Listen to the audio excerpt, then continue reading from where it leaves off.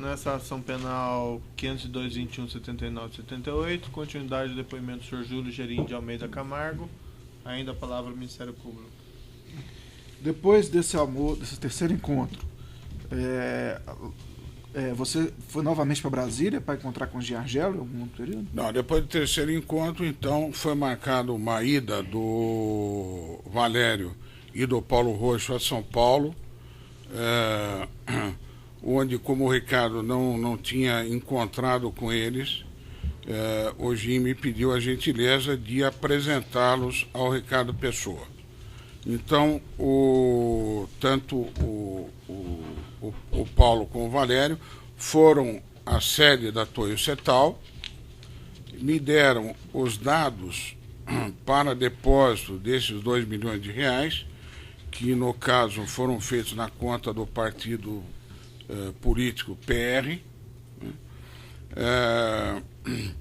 e depois de lá eu saí com o Valério e com o Paulo Roxo e fomos ao TC, que é perto da Toyo Setal, os apresentei ao Ricardo Pessoa e saí, deixando essas duas pessoas com o Ricardo. Ok. Esse pagamento de 2 milhões, você se reportou a alguém dentro da Toyo Setal? Não, eu, na verdade, tinha uma autonomia dentro da Toyo Setal, tinha uma verba de representação política, né?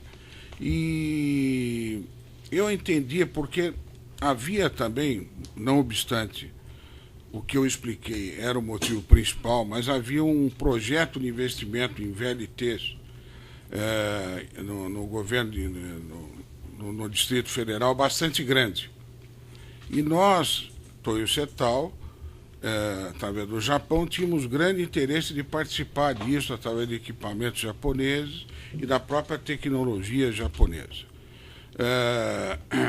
Então, esse foi o motivo. Tá, mas a pergunta foi se você reportou alguém, por exemplo, o senhor Augusto. Ah, sim, eu conversei com o Augusto Mendonça, que era meu colega de conselho, né? E não obstante eu ter autonomia para autorizar essa contribuição, eu conversei com ele e não levei o assunto ao conselho, mas conversei com ele e no sentido de ter um parceiro nessa decisão, e ele concordou comigo que deveria ser feito.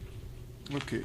E o pagamento foi efetivado depois? Foi efetivado. Ok. A Toyo Setal é perto da UTC? Sim, é muito perto. Então foi por isso que você Sim. levou o Paulo Roxo e o Valério? Sim. Ok. Também, se fosse longe, teria levado da mesma maneira, porque era uma gentileza que eu estava fazendo ao Gim. Tá. Eu vou te fazer uma outra pergunta. Eu queria saber se você, pessoalmente, foi para Brasília novamente depois para tratar com o Giargelo. Se você se lembra de ter ido novamente? Olha, eu acho que fui. Eu acho que fui, talvez, mais uma vez, e acho que conversei com o Giargelo, dessa vez, acho que sem a presença do Léo, que, se não me engano, estava viajando, estava no exterior. E eu fui conversar com ele, muito mais no sentido de saber, né, agora já na posição de cobrador, né, como é que está, porque a gente lia nos jornais sempre um requerimento, que queria convocar um empresário, outro empresário. Então, a minha conversa foi muito mais no sentido de me atualizar quanto agora ao andamento da CPI, se realmente aquela blindagem proposta estava andando de acordo com a expectativa dele ou não. E como era o trato? E o trato com o Giargelo continuava bom? Continuava bom, não obstante, né, aí começa a segunda etapa, que é a cobrança do saldo, teoricamente combinado, de 5 milhões. Nós, por exemplo, havíamos pago 2 milhões e tínhamos 3 milhões a pagar. Ok. Entre os dias 18 e 26 de agosto, o Paulo Roxo e o senhor falaram 10 vezes por telefone. Sim. Qual que era o contexto dessas conversas? Era basicamente a gente marcava os encontros com o Gim através do Paulo Roxo, e já o Paulo Roxo, então, cobrando, a pedido do GIM, o cronograma do saldo a pagar. Ok.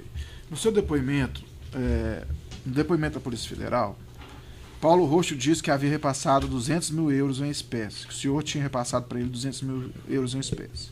No seu depoimento prestado ao MPF, o senhor disse que verificaria se realmente ocorreu o repasse desse dinheiro. O senhor fez esse levantamento dos 200 mil euros?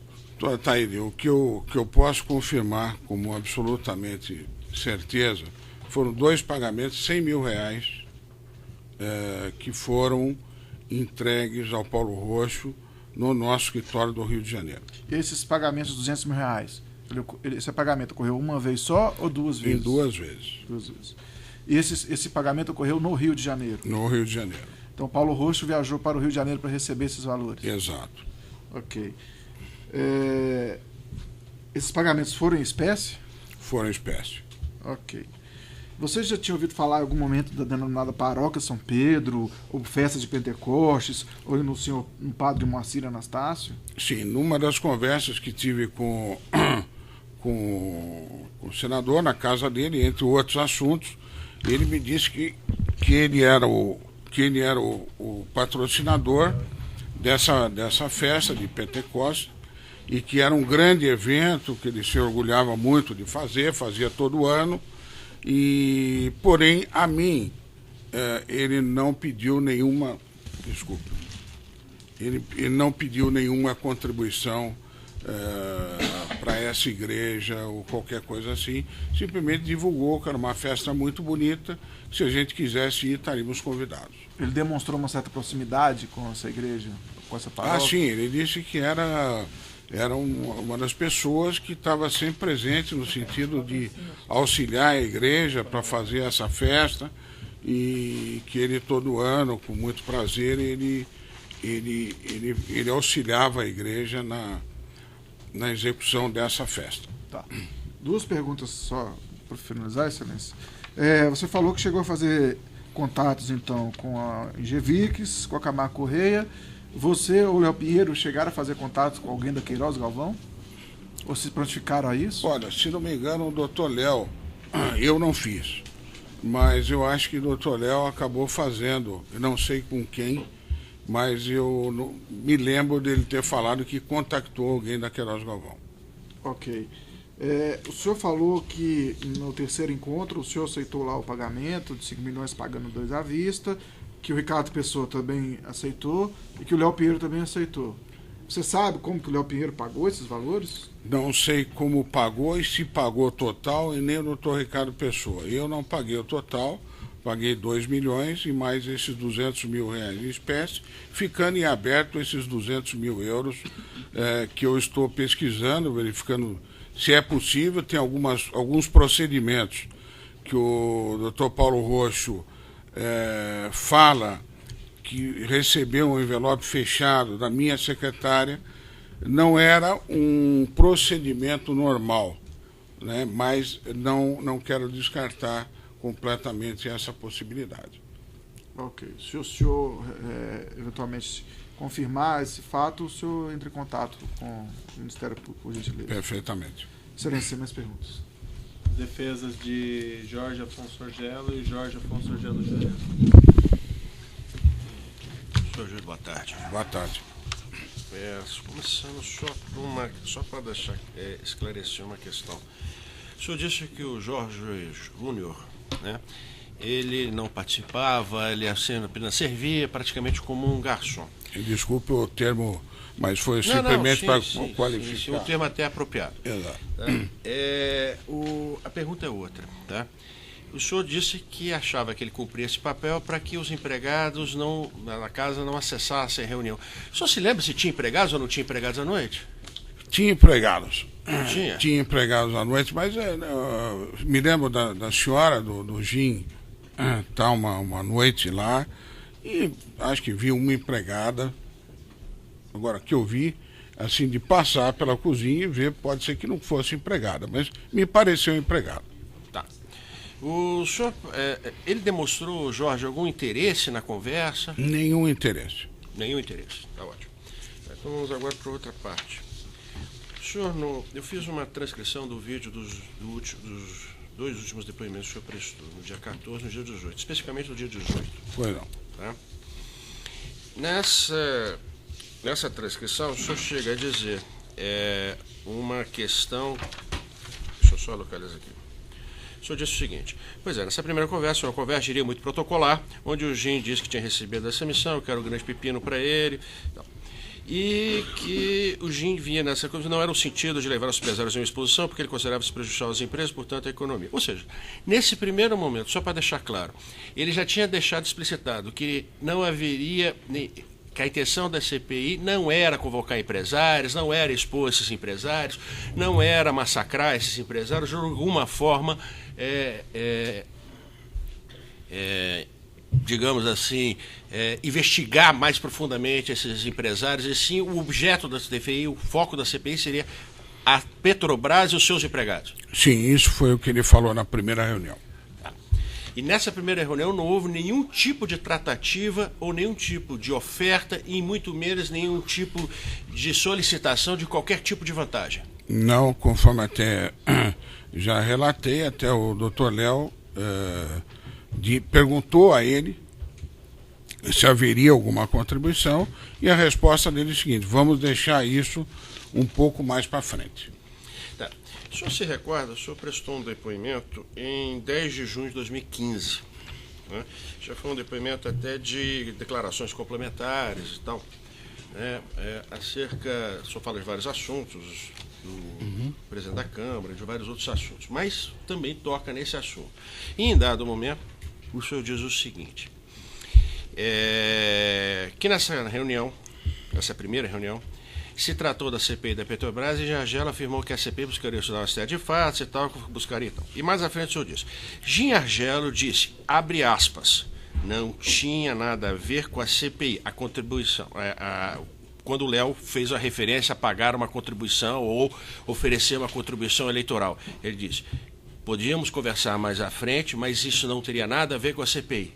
O senhor se recorda disso? Me recordo disso, apesar, doutor, que esse depoimento que eu fiz foi um primeiro depoimento na PGR em Brasília, já 7 horas, 8 horas da noite, porque foi depois do depoimento que eu fiz sobre o deputado Eduardo Cunha, e onde eu não consegui, dada a hora e dado também a prioridade que a PGR estava dando ao assunto do deputado Eduardo Cunha, a PGR pediu para mim que eu fizesse um relato sucinto, e que eu seria chamado novamente para detalhar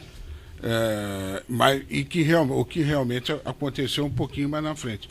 Mas, no fundo, o que eu estou falando é exatamente isso que está no meu primeiro depoimento. Quer dizer, a primeira conversa foi uma conversa protocolar, dizendo: olha, é isso, a proposição da CPI é essa, né, não era convocar empresário. Então, na primeira reunião, realmente, o senhor tem toda a razão, foi exatamente isso. Tá. O senhor se recorda dos empresários que eventualmente não contribuíram dentro desse contexto? O senhor se recorda de algum tipo de ameaça ou de algum tipo de retaliação ou ameaça de retaliação com relação a isso? Olha, efetivamente, me lembro somente do caso da Ingevix, que como não estava contribuindo, estava, conforme eu disse, numa situação muito ruim. O Gino, em determinado momento, falou: olha, você é amigo do Antunes, diga para ele o seguinte, que ele não vir falar comigo, não resolve o problema dele. Né?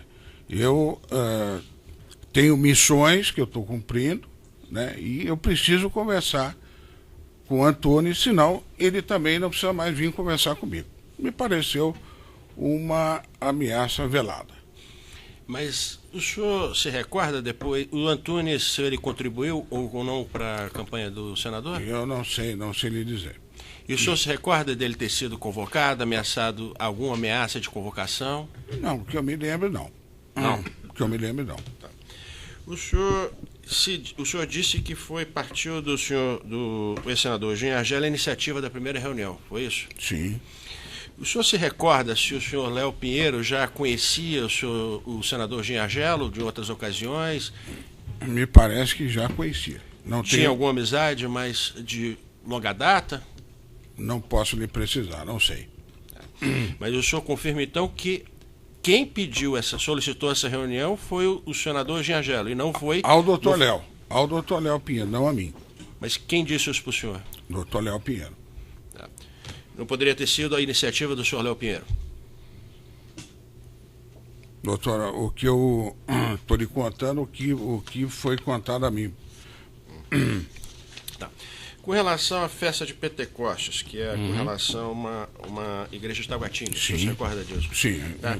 Foi feita algum tipo de vinculação? O senhor lembra de algum pedido? No nosso caso, meu e do doutor Léo, não houve vinculação nenhuma. Né? Pelo menos na minha frente, o doutor Léo pode ter tido outros encontros com ele, onde eu não estava, mas pelo menos naquelas que eu estava, não houve nenhuma vinculação. Houve uma exaltação à festa. Mas não houve nenhum condicionamento à contribuição. A qualquer prática de ato, de algum ato por parte do senador, ou se abster de algum ato? Não. Não. Não.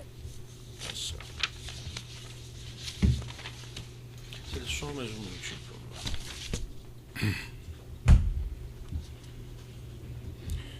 Tá, o senhor disse que a sua empresa já teve algum negócio em Brasília, já fez metrô, ou Não. participou do metrô, não? Não.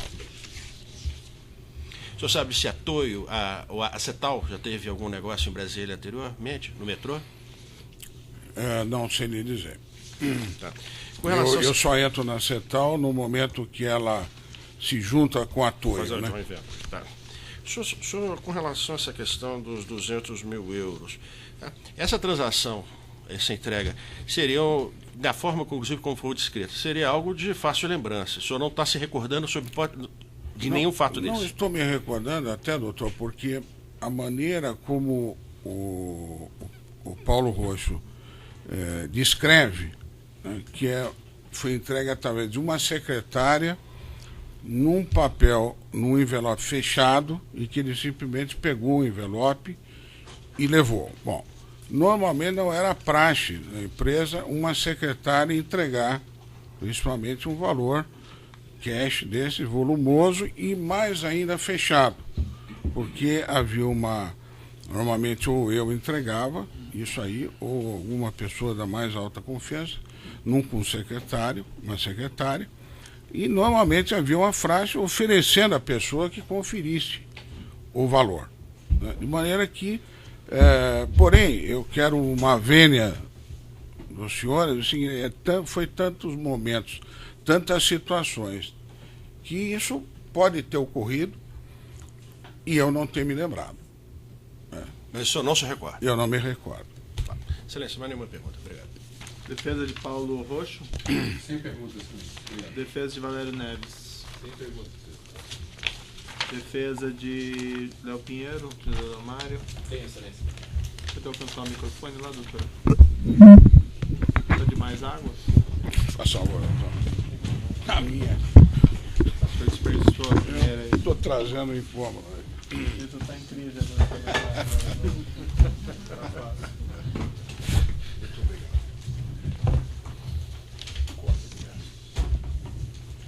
Por gentileza, então. Seu Júlio, boa tarde. Boa tarde. Eduardo Carvalho, advogado de José Ademário Pinheiro. Pois não? O senhor relatou uma preocupação com as consequências da CPI em relação à exposição que tanto as pessoas teriam quanto as empresas e os problemas que os senhores tinham que poderiam ser levantados. O senhor poderia me explicar por que o senhor teria uma preocupação em relação a essas consequências e em relação à exposição do senhor e de sua empresa? A minha particular? Sim, senhor. Sim. A minha particular é simples. Eu não sei se o senhor se recorda que, num determinado momento, houve uma divulgação da revista Veja, na capa, né, de pessoas que a revista Veja considerou que iriam contribuir para alguma coisa a pedido do Dr. Paulo Roberto. E Essa divulgação, que no meu caso ela nunca ocorreu, né, ela trouxe meu nome, né, que nunca havia vindo de maneira pública, né, principalmente num envolvimento supostamente ilícito, né, e que trazia em uma empresa a qual eu pertencia ao conselho, né, e uma empresa de tradição japonesa completamente avessa a qualquer operação ilícita. Então, isso realmente trouxe para mim uma grande preocupação a nível pessoal e a nível da empresa a qual eu fazia parte do conselho e a qual já trabalhava por muitos anos, talvez décadas, trabalhava com eles e, portanto, conhecia a tradição deles quanto a esse assunto. O senhor já tinha se sentido constrangido alguma vez em convocações do Senado ou da Câmara em CPIs? Não, nunca tinha. Correto. Em determinado momento, na primeira conversa, eu vou reconstituir um pouco algumas afirmações que o senhor fez nos seus depoimentos, que o Gin Argelo disse que a intenção não era ir contra os empresários, correto? Correto. Mas que ele chamaria todo mundo ligado ao setor, correto? 5 empresas que ele selecionaria. E mandou o Léo Pinheiro avisar elas? Não. Ele não pediu para o Léo Pinheiro avisar elas. Ele disse que algumas ele contactaria, ele, Gin Argelo. Alguns. E a nível muito mais no sentido de facilitar a operação do contato com as empresas. Fala, Júlio, você tem maior contato com que empresa, por exemplo? E eu citei, como já declarei, a Camargo Correia, né?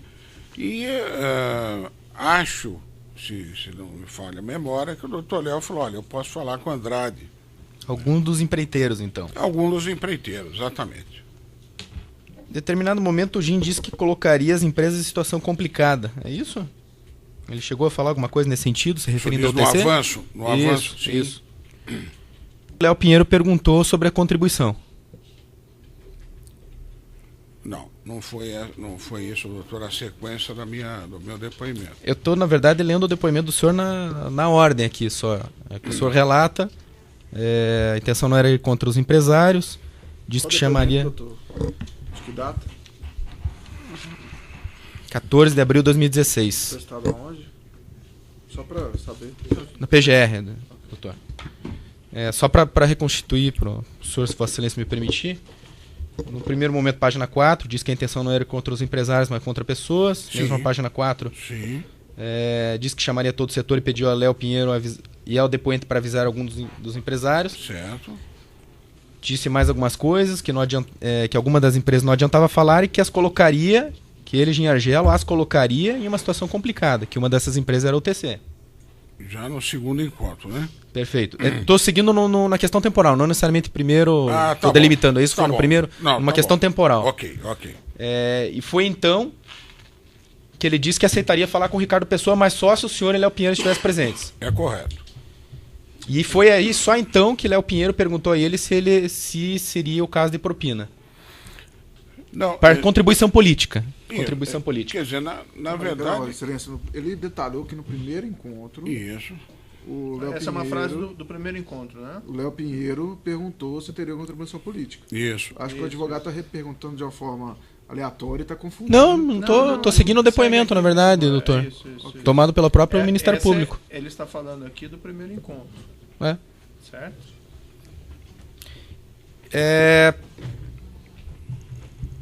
Pode repetir a pergunta, então, doutor? Porque não... Posso, que só depois... É que, na verdade, eu fiz algumas afirmações para perguntar só depois disso. Posso repetir, Excelência? Tá. Depois dele ter dito que a intenção não era ir contra os empresários, mas contra pessoas envolvidas, dele ter dito que chamaria todo o setor e ter pedido ao senhor e a Léo Pinheiro para avisar alguns dos empreiteiros, dele ter dito que com algumas empresas não adiantava falar, que as colocaria numa situação complicada, citando o exemplo da UTC, que já tinha um problema prévio com ela, mas que aceitaria falar com o UTC desde que o senhor e Léo Pinheiro estivessem presentes. Só então que Léo Pinheiro perguntou a ele sobre a contribuição política, correto? sei se foi exatamente essa ordem, porque já na segunda conversa ele falou que o valor seria uns 5 milhões de reais. Não, mas essa é a primeira conversa. Na primeira conversa não houve. É que ele. Perdão, doutor, não que esteja certo ou errado, mas é que os fatos eles são importantes na sequência, porque não foi na primeira conversa, não houve a determinação. Sim, mas o que o advogado perguntou, e aqui ele está lendo sua declaração, que o Léo Pinheiro indagou nessa primeira reunião, e o senhor disse isso há pouco, se haveria contribuição política, e ele disse que naquele momento não se trataria disso. Exato. Foi isso, né? Foi isso, foi exatamente isso. Já na Tá outra, claro, né? na outra, então já houve uma coisa prática. Ó, eu vou precisar dessas empresas, de cada uma delas, 5 milhões de reais. Sendo que 2 milhões de reais eu vou precisar de Sim, o senhor já disse isso. O senhor confirma que a segunda reunião, então, começou já num tom áspero, dizendo que ele tem que resolver um assunto com o Ricardo Pessoa antes. Sim. E eles se reuniram O tom e voltaram. áspero, só que eu não concordo. Era uma conversa onde ele falou, olha, eu preciso de contribuição, né, e política para fazer a minha campanha, elegi essas empresas e preciso disso de vocês. Mas não houve o tom áspero não corresponde ao que foi a conversa. Eu só estou fazendo no sentido de dar uma precisão àquilo que foi. Perfeito. Doutor, eu vou interromper pelo tamanho Claro. do áudio. Sem problema. Pode interromper.